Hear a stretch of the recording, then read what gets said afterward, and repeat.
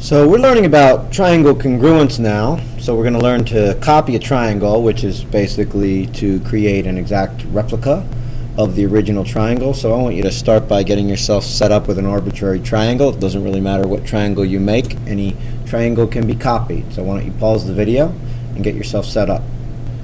So this construction begins a little bit like a copy and angle construction. One of the things that we're going to want to do is start out with an arbitrary line. We want the line to actually be longer than this line. We don't want to end up shorter. It's easier to use less than try to add more later. So the first thing you're going to do is you're going to go ahead and treat this like it's a copy and angle construction, and you're going to go up here and you're going to cut an arc off from this vertex down here, and then you're going to cut that same arc off down on the end point of your segment. And the next thing that we're going to do is, this is the part that people have trouble with because, I don't know, this distance is also often similar, but you're going to measure the distance in your original triangle from here to here. So I spin the compass until I have that distance just about measured right and test it out. Looks like I got it, and I come down here from this point and I cut that off.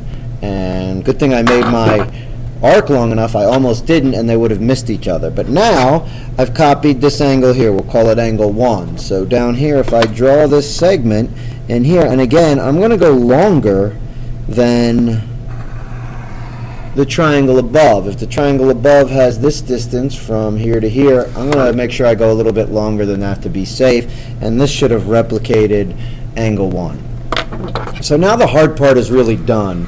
What you want to do next is you want to measure this distance from endpoint to this triangle. Let me move this down so you can see it better. We want to measure this distance from endpoint to endpoint on this side.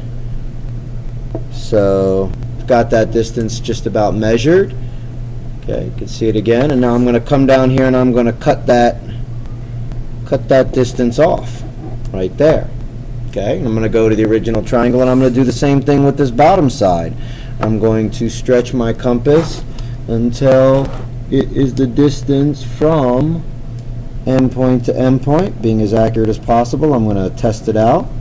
Then I come down here to the corresponding side and I go from the vertex and I cut that off.